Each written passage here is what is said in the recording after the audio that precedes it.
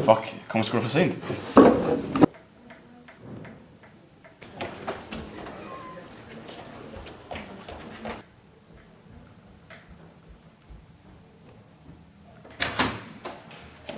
Fandme undskyld, jeg kom for sent. Det ligner ikke, at direktøren er kommet så for sent. Nej, det skal jeg nok lige huske på. Okay, så.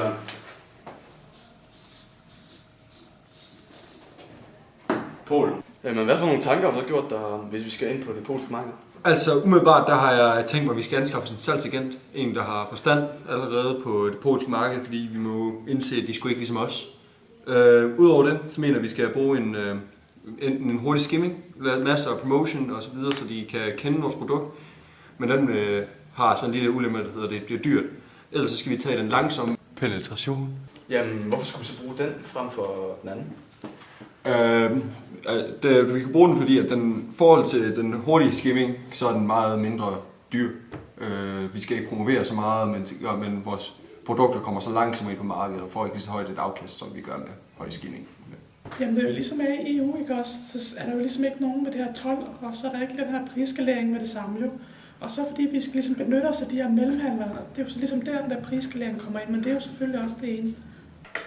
Ja, det er du selvfølgelig ret i. Hvad tænker du så om? Jeg tænker, det også lyder meget fint, men vi skal lige huske på, at Polens BNP den er ikke lige så god som Danmarks, det vil sige, de tjener jo ikke lige så meget, som vi gør. Altså vores er næsten dobbelt så stor, så jeg tror også umiddelbart, at vi skal tilpasse prisen efter landet, men det ved jeg ikke, om vi kan gøre med de høje kvaliteter, vi har lige nu. Altså, vi skal bare huske at tilpasse prisen, så vores målgruppe selvfølgelig bliver større i Polen. Jamen altså det vigtigste er jo, at vi skal sikre den her valutasikring. Altså, så jeg tænker også, at hvis vi skal ind på det polske marked, så skal vi bruge euroen, for det er ligesom den her stabile og anerkendte valuta i Europa. Hvad så med navnet? Ja, altså umiddelbart, der er mit første tanke selvfølgelig, at vi skal beholde navnet. Der er jo ligesom ingen specielle bogstaver, som ligesom vi har A, Ø, Å, og selvfølgelig det vil blive det sværere, at hvis vi beholder navnet, så lige få det rigtige budskab ud til polakkerne, men i det store perspektiv, så tror jeg godt, at vi bare skal beholde navnet. Og fordi det også indgår i vores produkter, så vil det være dyrt at skulle skifte. Så jeg mener bare, at vi skal beholde navnet. Men Susanne, er det ikke lidt vigtigt at tilpasse navnet, fordi trods for, at vi har A, Ø, Å, så i det land, der har de jo også nogle mærkestavede C'er og så videre, så må det ikke det er på tide, vi også måske bliver nødt til at indse, at trip-trap, det kun lyder fedt på dansk.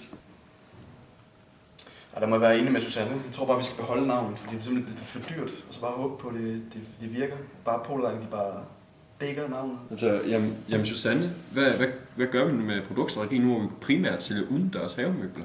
Jamen altså, vores produkter, de kan jo ligesom anvendes i alle boliger, altså, så hvis vi nu bare siger, at vi skal anvende sådan en promotion-tilpasning, og så lave reklamer på markedets sprog, så det er let forståeligt for dem. Altså, og så kan vi jo ligesom også, når siden at vi ligesom sælger de her havemøbler, så er der ingen grund til, at vi skal tilpasse vores produkter til markedet. Og derfor kan vi lige bare lave en tilpasset promotion, hvor det bare er tilpasset promotion, uændret produkt. Og det kan så være vores produktstrategi. Jamen, så skal vi jo lige have fastslået deres distributionsstrategi så. Altså, jeg mener personligt, at vi burde vælge en selektiv eller eksklusiv distributionsstrategi, da produktet er meget dyrt, så det kræver en vis know-how fra sælgerens side af.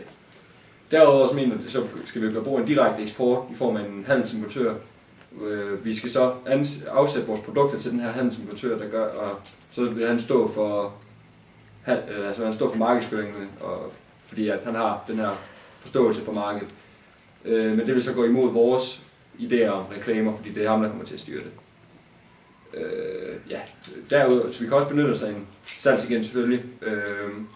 Der vil vi så have større indflydelse på, hvad vi skal lave senere hen. Vi skal til Polen. Ja!